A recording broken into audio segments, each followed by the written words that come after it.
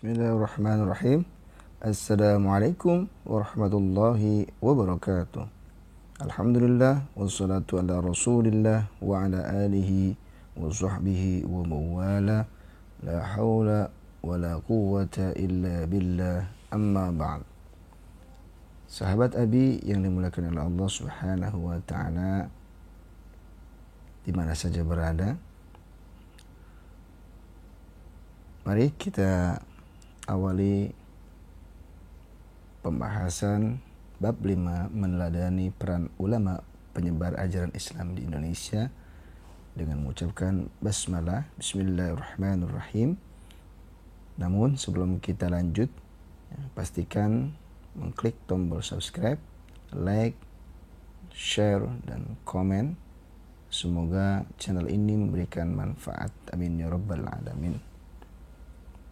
Dan kita doakan untuk guru-guru kita dan orang tua kita yang masih hidup, semoga Allah berikan sehat walafiat. Yang sudah wafat, semoga Allah berikan ampunan, rahmat, dan kasih sayangnya, amin ya rabbal alamin. Mari kita lanjut tentang peran ulama penyebar ajaran Islam. Infografis.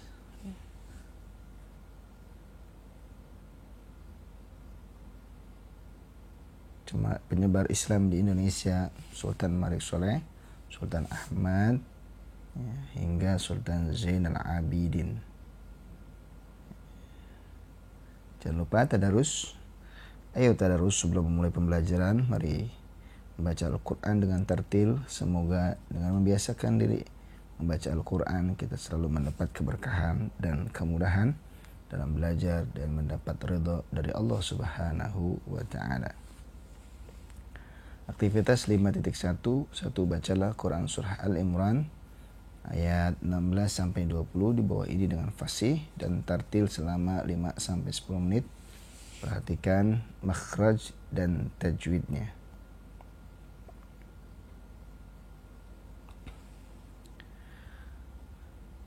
A'udzu billahi minasy syaithanir rajim. Bismillahirrahmanirrahim. Alladzina yaquluna rabbana innana amanna faghfir lana dhunubana wa qina adzaban nar. الصابرين والصادقين والقانتين والمنفقين والمستغفرين بالأسحار شهد الله أنه لا إله إلا هو والملائكة وأولو العلم قائما بالقسط لا إله إلا هو العزيز الحكيم إن الدين عند الله الإسلام وما اختلف الذين أوتوا الكتاب إلا من بعد ما جاءهم العلم بغيا بينهم ومن يكفر بآيات الله فإن الله سريع الحساب فإن حاجوك فقل أسلمت وجهي لله ومن اتبعني وقل للذين أوتوا الكتاب والأميين أأسلمتم فإن أسلموا فقد اهتدوا Wa in tawallaw fa innama 'alaikal balagh wallahu basirun bil ibad. Sadaqallahul azim. Tadabbur. Aktivitas 5.2, amatilah gambar-gambar di bawah ini. Kemudian tulislah makna yang tersirat pada setiap gambar. Kaitkan makna-makna tersebut dengan tema meneladani peran ulama penyebar ajaran Islam di Indonesia. Kisah inspirasi, aktivitas 5.3. Baca dan cermatilah artikel di bawah ini, kemudian tulislah nilai keteladanan yang dapat diambil dari artikel tersebut. Gadis penjual susu. Khalifah Umar bin Khattab sering keliling pada malam hari untuk memeriksa kondisi rakyatnya secara langsung. Pada suatu malam, Umar bin Khattab terhenti di dekat sebuah rumah karena merasa curiga melihat lampu rumah tersebut masih menyala. Dari dalam rumah tersebut terdengar percakapan antara seorang ibu dengan putrinya. "Wahai putriku, campurkanlah susu yang tadi engkau perah dengan sedikit air," kata sang ibu. "Bu, Amirul Mukminin Umar bin Khattab melarang untuk berbuat curang dengan mencampurkan air ke dalam susu." Sang anak menjawab dengan nada penuh sayang kepada ibunya, "Putriku, banyak orang melakukannya. Lagi pula tidak ada orang yang tahu, termasuk Umar bin Khattab." Sang ibu mencoba membujuk putrinya. "Ibu, meskipun tidak ada yang melihat perbuatan kita, tapi Allah Subhanahu wa Ta'ala pasti mengetahui." Dari luar, Umar bin Khattab tersenyum dan berkata dalam hatinya, "Sungguh luar biasa kejujuran anak perempuan ini." Khalifah Umar bin Khattab segera pulang dan memanggil putranya.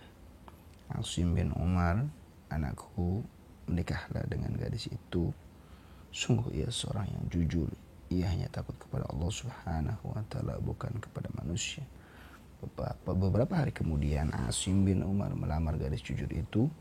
"Wahai putra Amirul Mukminin, tidaklah pantas Tuan menikahi gadis miskin seperti putriku," kata sang ibu. "Sesungguhnya kemuliaan seorang tergantung dari ketakwaannya kepada Allah Subhanahu wa Ta'ala," jawab Asim bin Umar. Dari pernikahan antara Asim dengan gadis tersebut lahirlah Laila yang kemudian masyhur dengan sebutan Ummi Asim. Ketika sudah dewasa, Ummi Asim dinikahi oleh Abdul Aziz bin Marwan, seorang gubernur Mesir pada masa Khalifah Abdul Malik bin Marwan. Dari pernikahan ini lahirlah Umar bin Abdul Aziz yang kelak menjadi seorang khalifah. Umar bin Abdul Aziz terkenal dengan sebagai khalifah yang sangat adil dan bijaksana. Wawasan keislaman. Masuknya agama Islam, banyak versi, banyak teori.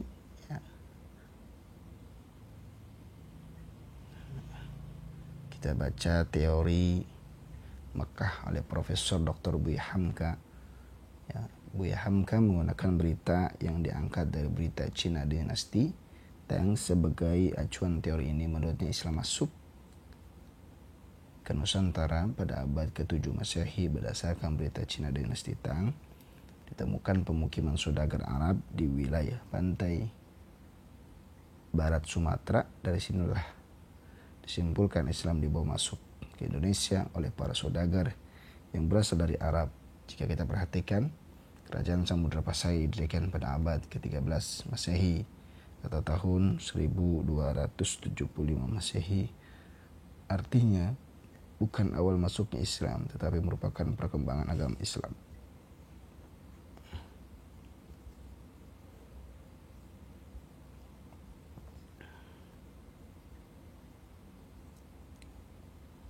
Perkembangan Kesultanan di Indonesia. Masa perkembangan agama Islam adalah kurun waktu pada saat umat Islam telah membangun kesultanan sebagai bentuk kekuasaan politik. Sebagai contoh, Kesultanan Samudra Pasai di Sumatera Utara pada abad ke-13 Masehi, Kesultanan Leran di Gresik, Jawa Timur pada abad ke-11 Masehi. Perkembangan Islam di Indonesia semakin meluas seiring dengan banyaknya raja-raja Hindu yang memeluk agama Islam. Dengan demikian, terbentuklah Kesultanan Islam di berbagai wilayah di Indonesia. Istilah kerajaan berubah menjadi kesultanan dan istilah raja berubah menjadi sultan. Salah satu motif para raja pemeluk Islam adalah untuk mempertahankan kekuasaannya karena mayoritas rakyatnya sudah memeluk Islam terlebih dahulu. Rakyat berbondong-bondong masuk Islam karena syarat masuk Islam sangat mudah. Lebih dari itu, Islam tidak mengenal sistem kasta. Islam dianggap sebagai agama pembebas bagi rakyat jelata. Tumbuhnya Kesultanan Islam di Indonesia tidak dapat dilepaskan dari sebab timbulnya politik di luar Indonesia. Periode Khulafaur Rasyidin, Bani Umayyah, Bani Abbasiyah, Fatimiyah, hingga Kesultanan Turki Utsmani, kemudian diikuti dengan runtuhnya pengaruh Hindu-Buddha di India dan munculnya kerajaan Mogul. Perkembangan Islam di Peking, Cina berpengaruh terhadap pertumbuhan masjid pesantren baik di dalam maupun di luar Pulau Jawa. Untuk mengetahui perkembangan mazhab Syafi'i yang dianut mayoritas oleh masyarakat Indonesia, termasuk di Kesultanan Samudra Pasai, dapat diketahui dari catatan Ibnu Battuta, penjelajah Muslim dari Maroko yang bernama lengkap Abu Abdullah Muhammad bin Abdullah Al-Lawati At-Tanji bin Battuta, yang pernah berkunjung ke Kesultanan Samudra Pasai pada tahun 745 sampai 746 atau 130-45 Masehi. Pada catatan tersebut dijelaskan bahwa di Gujarat berkembang mazhab Syiah, sedangkan Kesultanan Samudra Pasai adalah bermazhab Syafi'i. Perbedaan mazhab antara Gujarat dan Samudra Pasai inilah yang dijadikan alasan oleh Buya Hamka untuk menolak teori Gujarat. Jika benar bahwa agama Islam berasal dari Gujarat seperti pendapat Snok Hargen dan wilayah pertama penerima ajaran Islam adalah Samudra Pasai, maka dapat dipastikan bahwa Samudra Pasai akan bermazhab Syiah. Menurut Ibnu Battuta, Kesultanan Samudra Pasai bermazhab Syafi'i, bukan mazhab Syiah. Oleh karena itu, Buya Hamka berkeyakinan bahwa Islam dibawa langsung oleh saudagar dari Mekah, bukan dari Gujarat. Tokoh penyebaran Islam di Indonesia, banyak tokoh ulama dan sultan yang berperan aktif dalam penyebaran Islam di wilayah masing-masing. Salah satunya Sultan Malik Saleh Miurah Silau atau Sultan Malik Saleh merupakan pendiri dan raja pertama Samudra Pasai pada tahun 1267 Masehi. Miurah Silau memeluk Islam berkat pertemuannya dengan Syekh Ismail dari Mekah. Setelah masuk Islam, Miurah Silau bergelar Sultan Malik Saleh dan berkuasa selama 29 tahun. Kesultanan Samudra Pasai merupakan gabungan dari kerajaan Piurlak dan kerajaan Pasai.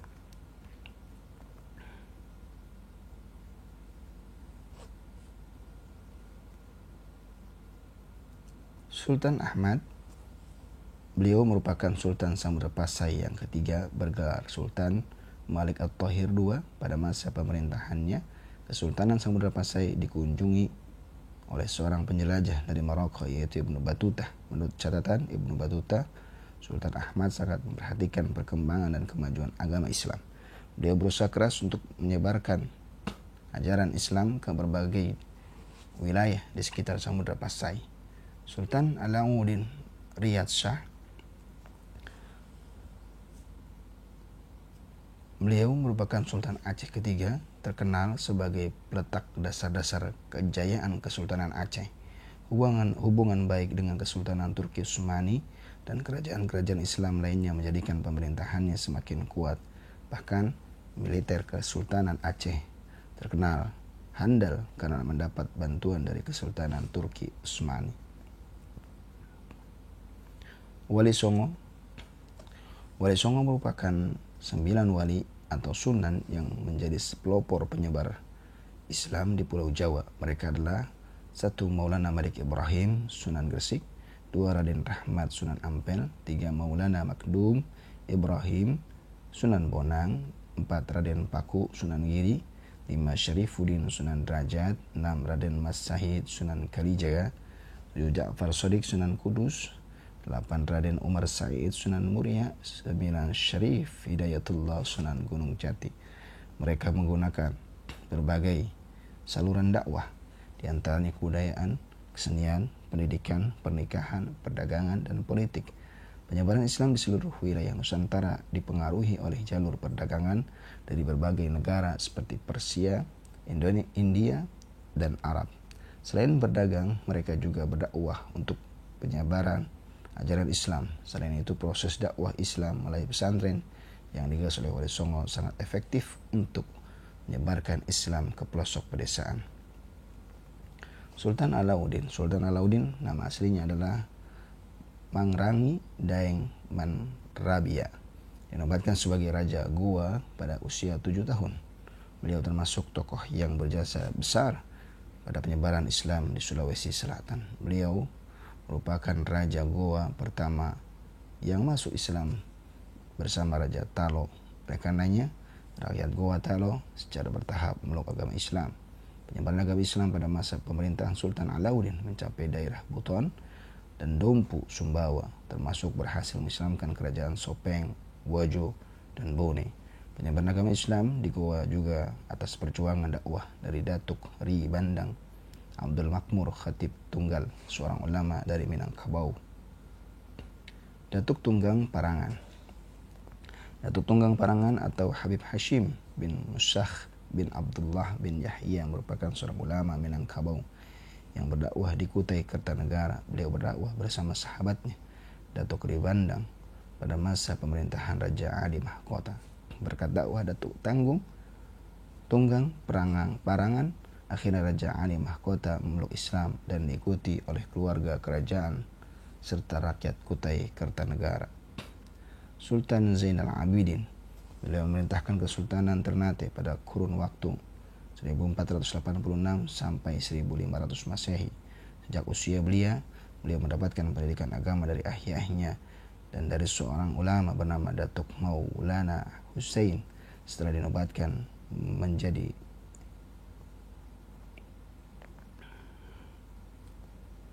diikuti raja, beliau menjadikan Islam sebagai landasan resmi bernegara hingga kerajaan Ternate berubah nama menjadi Kesultanan Ternate. Sultan Zainal Abidin berangkat ke Pulau Jawa pada tahun 94 untuk memperdalam ilmu agama di pesantren Sunan Giri, Jawa Timur. Sekembalinya dari Jawa, beliau mengajak ulama-ulama terkemuka di antaranya Tuhu Bahanul untuk membantu dakwah di seluruh Maluku.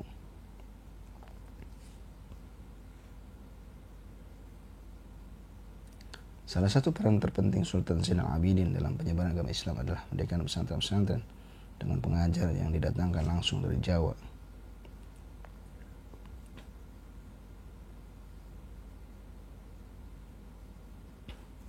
Ada juga ulama Indonesia yang bermukim di Mekah, yakni Ismail Al-Minangkabawi dan Syekh Ahmad Khatib Sambas. Keduanya memiliki jasa besar terhadap penyebaran Islam di Nusantara melalui para muridnya. Murid-murid tersebut adalah berasal dari Banten, Imam Nawawi, Syekh Abdul Karim, Syekh Marzuki, Syekh Ismail, Syekh Arsyad bin As'ad, dan Syekh Arsyad bin Alwan berasal dari Priangan, Syekh Mahmud dan Hasan, Syekh Hasan Mustafa berasal dari Batavia, Mujtiba, Syekh Alerus dan Junaid berasal dari Sumbawa, Umar dan Zainuddin. Ketiga belas ulama tersebut ada yang kembali ke Nusantara, ada pula yang menetap mukimin di Haramain. Meskipun menjadi mukimin di sana, mereka tetap ikut andil dalam menyebarkan Islam di Indonesia.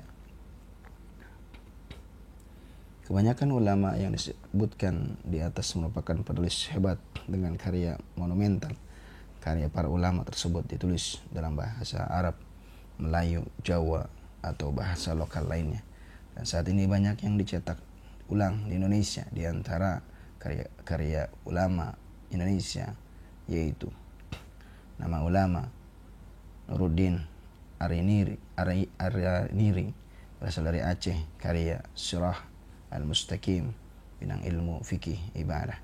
2. Abdul Rauf As-Sinkili berasal dari Aceh, karya Terjuman Al-Mustafid. 2. Mir'at At-Tullab, bidang tafsir fikih muamalah. Nama ulama Muhammad Arsyad Al-Banjari berasal dari Banjarmasin, karya Sabil Al-Muhtadin, bidang ilmu fikih. 4. Nama ulama Abdullah Mahfuz At-Termasi berasal dari Termas, Jawa Timur, karya Minhaj Zawi An-Nazar, bidang ilmu ulumul hadith. Nama ulama Muhammad Salih bin Umar Al-Samrani berasal dari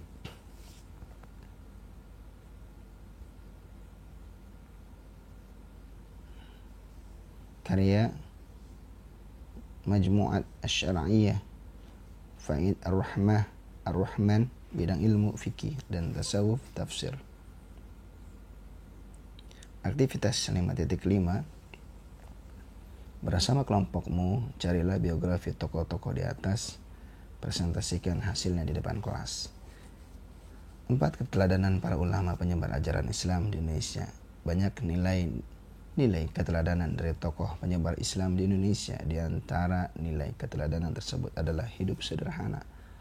Para ulama penyebar Islam di Indonesia hidup secara sederhana dan bersahaja. Meskipun hartanya melimpah, mereka menyedekahkan semua harta dengan terlebih dahulu mengambil secukupnya untuk kebutuhan pokok. Allah Subhanahu wa Ta'ala perintahkan orang-orang yang beriman agar menyedekahkan hartanya sebagaimana tercantum dalam Quran surah Al-Baqarah ayat 267 berikut ini. Wahai orang-orang yang beriman, infakkanlah sebagian dari hasil usahamu yang baik-baik dan sebagian dari apa yang kami keluarkan dari bumi untukmu. Janganlah kamu memilih yang buruk untuk kamu keluarkan, padahal kamu sendiri tidak mau mengambilnya, melainkan dengan memicingkan atau mata enggan terhadapnya. Dan ketahuilah bahwa Allah Maha Kaya, Maha Terpuji. Perintah Allah Subhanahu wa Ta'ala di atas sudah dilakukan oleh para sahabat Nabi Sallallahu Alaihi Wasallam seperti Abu Bakar radhiyallahu anhu, Utsman bin Affan radhiyallahu anhu, Umar bin Khattab radhiyallahu anhu, Ali bin Abi Thalib radhiyallahu anhu, dan sahabat lainnya. Mereka gemar bersedekah dan menjalani hidup secara sederhana. Berkat kesederhanaan para ulama penyebar Islam di Indonesia, perjuangan dakwah menunjukkan hasil luar biasa. Banyak rakyat jelata, masyarakat miskin, orang awam dengan sukarela memeluk agama Islam. Akhlak para ulama ini patut dicontoh oleh semua kaum muslimin. Apalagi saat ini gaya hidup modern, hedonisme, dan materialisme sangat kuat mempengaruhi masyarakat. Seperti diketahui bahwa manusia akan selalu digoda oleh hawa nafsu untuk menguasai dunia. Ibarat minum air laut, semakin diminum akan semakin haus. Menuruti keinginan hawa nafsu duniawi tidak akan ada selesainya. Hari ini memiliki emas, esok ingin merengkuh berlian. Ketika berlian sudah dimiliki, kepuasan hanya sekejap saja, karena akan terus merasa kurang. Memiliki gadget bagus tapi merasa kurang karena melihat gadget orang lain lebih bagus. Demikian seterusnya. Gigih dalam berjuang. Untuk meraih keberhasilan dalam penyebaran Islam di Indonesia diperlukan kegigihan dan tekad kuat. Ulama penyebaran Islam di Indonesia telah menunjukkan sikap bersemangat, pantang menyerah, gigih dalam memperjuangkan ajaran Islam. Tak dapat dipungkiri, untuk meraih suatu cita-cita dibutuhkan pengorbanan dan perjuangan panjang. Hambatan dan tantangan bukan untuk ditakuti, tapi diselesaikan dengan cara yang tepat. Allah Subhanahu wa Ta'ala akan mengubah nasib suatu kaum kecuali mereka sendiri yang mengubahnya. Hal ini sesuai firman Allah Subhanahu wa Ta'ala dalam Quran surah Ar-Ra'd ayat 11 berikut ini. Baginya manusia ada malaikat-malaikat yang selalu menjaganya, bergiliran dari depan dan belakangnya. Mereka menjaganya atas perintah Allah Subhanahu wa Ta'ala. Sesungguhnya Allah tidak akan mengubah keadaan suatu kaum sebelum mereka mengubah keadaan diri mereka sendiri. Dan apabila Allah menghendaki keburukan terhadap suatu kaum, maka tak ada yang dapat menolaknya dan tak ada pelindung bagi mereka selain Dia. Para ulama lebih mengutamakan kelancaran dakwah daripada kepentingan pribadi dan keluarganya. Kesenangan duniawi diabaikan demi keberhasilan dakwah. Medan dakwah yang berat berupa lautan, hutan belantara, dan ancaman musuh tidak menyurutkan tekad perjuangan dakwah. Mereka optimis mampu melaksanakan tugas dakwah dengan baik. Menguasai ilmu agama secara luas dan mendalam. Menyampaikan ajaran Islam kepada masyarakat yang sudah beragama bukanlah persoalan mudah. Adat dan budaya lokal sudah tradisi begitu kental di masyarakat. Para ulama melakukan penyesuaian ajaran Islam dengan tradisi lokal tersebut tanpa menghilangkan adat yang sudah berlaku di masyarakat. Hal ini hanya bisa dilakukan oleh ulama dengan penguasaan ilmu agama yang mumpuni, luas dan mendalam. Semua itu diperoleh karena ketekunan belajar ilmu agama kepada ahlinya. Mereka berguru kepada para ulama yang jalur keilmuannya tersambung kepada Rasulullah SAW. Belajarnya juga tidak instan, namun terprogram melalui tahapan-tahapan yang jelas dari ilmu-ilmu dasar hingga mencapai ilmu yang tinggi ditempuh dalam kurun waktu yang cukup lama.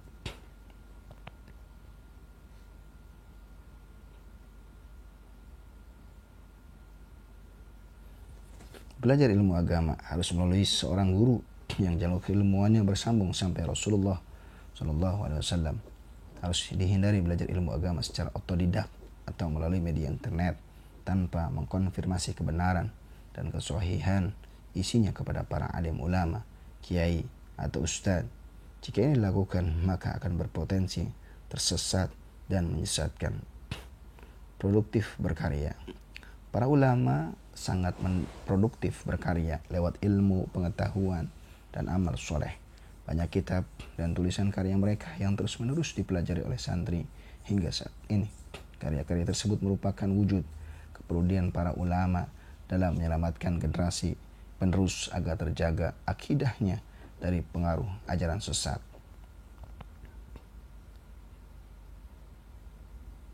Sabar.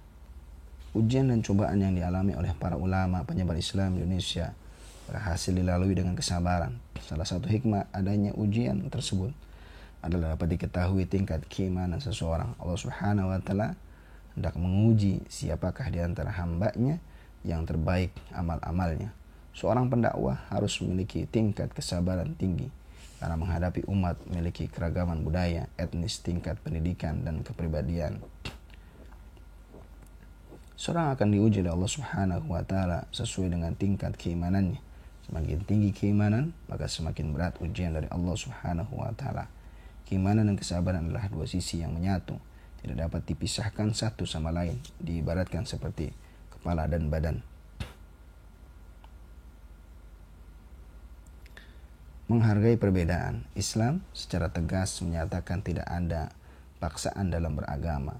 Semua orang dipersilahkan memilih agama dan kepercayaan masing-masing. Umat beragama saling menghargai dan menghormati perbedaan agama, suku, ras, dan golongan. Tidak merendahkan dan meremehkan agama dan kepercayaan orang lain. Adanya sifat merasa paling hebat merupakan sumber kericuhan dalam kehidupan beragama. Para ulama penyebar agama Islam di Indonesia sangat toleran terhadap budaya lokal.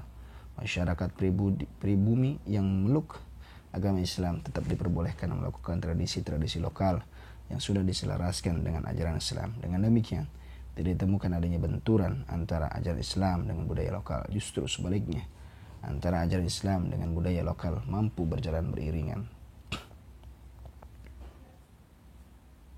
Berdakwah secara damai. Islam merupakan agama yang mengajarkan kedamaian, kasih sayang, dan toleransi. Dakwah Islam juga harus dilakukan secara damai dan bermartabat, bukan hanya hasilnya. Dakwah Islam juga sangat memperhatikan prosesnya. Proses dakwah harus dilakukan dengan mengedepankan dakwah secara damai, bukan dengan kekerasan dan memaksakan kehendak. Para ulama penyebar Islam di Indonesia menyampaikan ajaran Islam dengan penuh hikmah dan bijaksana. Hal ini sesuai dengan Quran Surah An-Nahl ayat 125 berikut ini. Serulah manusia kepada jalan Tuhanmu dengan hikmah dan pelajaran yang baik, dan berbuat debatlah dengan mereka dengan cara yang baik. Sesungguhnya Tuhanmu dialah yang lebih mengetahui siapa yang sesat dari jalannya, dan dialah yang lebih mengetahui siapa yang mendapat petunjuk. Aktivitas 5.6, lakukanlah sosiodrama bersama anggota kelompokmu untuk mengilustrasikan keteladanan para ulama penyebar Islam di Indonesia. Penerapan karakter. Setelah mengkaji materi meneladani para ulama penyebar Islam di Indonesia, diharapkan kalian dapat menerapkan karakter dalam kehidupan sehari-hari sebagai berikut.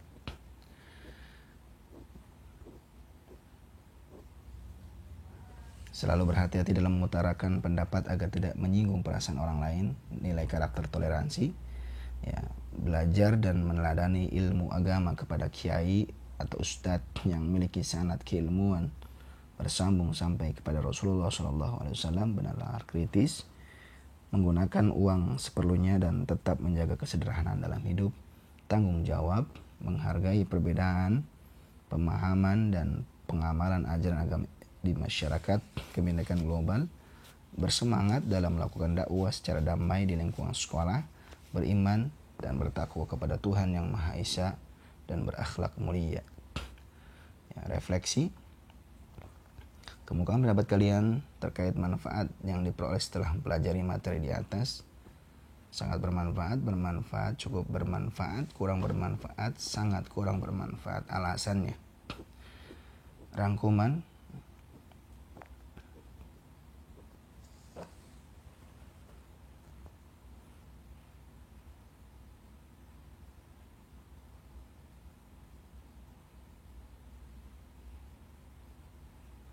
Penilaian sikap.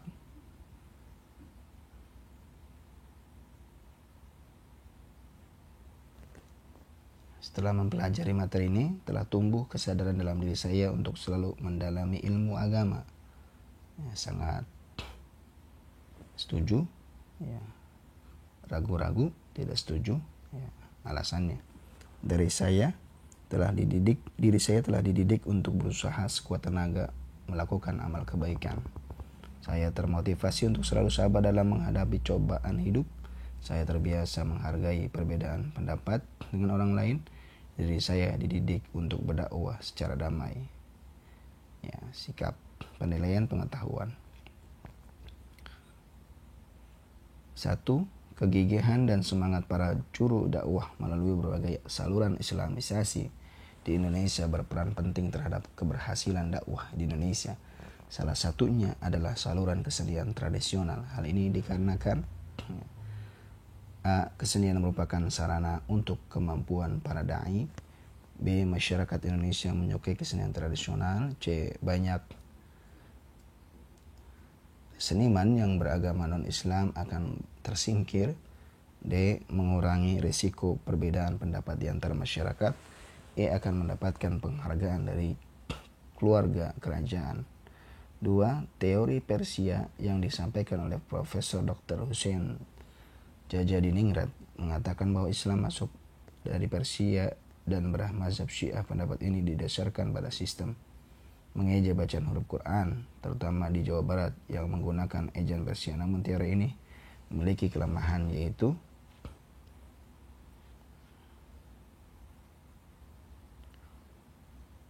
walaupun Mekah dan Madinah terjadi perang selama kurun waktu 10 tahun antara 1 sampai 11 Hijriah, namun tidak memutuskan jalur perdagangan laut yang sudah menjadi tradisi sejak lama, yakni jalur antara Timur Tengah, India dan Cina. Hubungan perdagangan ini semakin lancar pada masa Khulafaur Rasyidin. Ini menjadi bukti bahwa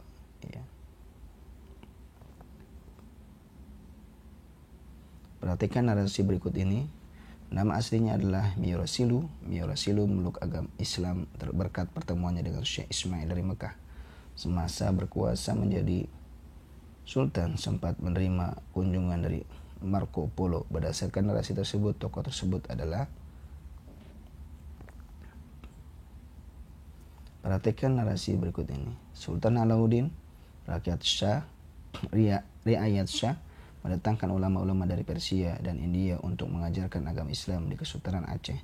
Setelah terbentuk kader-kader pendakwah, selanjutnya dikirim ke daerah pedalaman Sumatera untuk menyampaikan ajaran Islam. Hikmah yang dapat diambil dari narasi tersebut adalah: perhatikan pernyataan berikut ini. Satu, nama aslinya adalah I Mangarangi Daeng Manrabia. Dua, dinobatkan sebagai Raja Goa pada usia 7 tahun. Tiga, merupakan raja pertama Kerajaan Kutai Kartanegara. 4, penyebaran agama Islam mencapai daerah Buton dan Dompu Sumbawa. 5, tokoh penyebaran Islam di wilayah Kerajaan Ternate. Manakah yang terkait dengan Sultan Alauddin? Perhatikan narasi berikut ini. Ulama penyebar Islam di Indonesia telah menunjukkan sikap bersemangat, pantang menyerah, gigih dalam memperjuangkan ajaran Islam. Hambatan dan tantangan bukan untuk diikuti, tapi diselesaikan dengan cara yang tepat. Berikut ini cara yang tepat dalam menyelesaikan masalah adalah: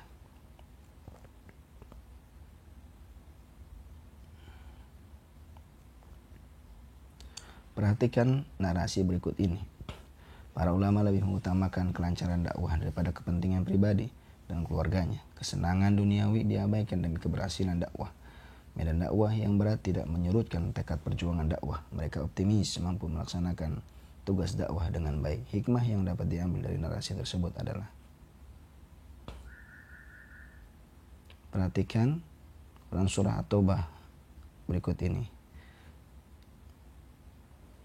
Ayat tersebut menegaskan bahwa harus ada di antara kaum muslimin yang menekuni ilmu agama, tafaqquh fiddin. Berikutnya merupakan usaha yang tepat untuk belajar ilmu agama adalah: 10 ujian dan cobaan yang dialami oleh para ulama penyebar Islam Indonesia berhasil dilalui dengan kesabaran. Seorang pendakwah harus memiliki tingkat kesabaran tinggi karena menghadapi umat yang memiliki keragaman budaya, etnis, tingkat pendidikan, dan kepribadian. Salah satu hikmah ada ujian tersebut adalah sebagai berikut, kecuali: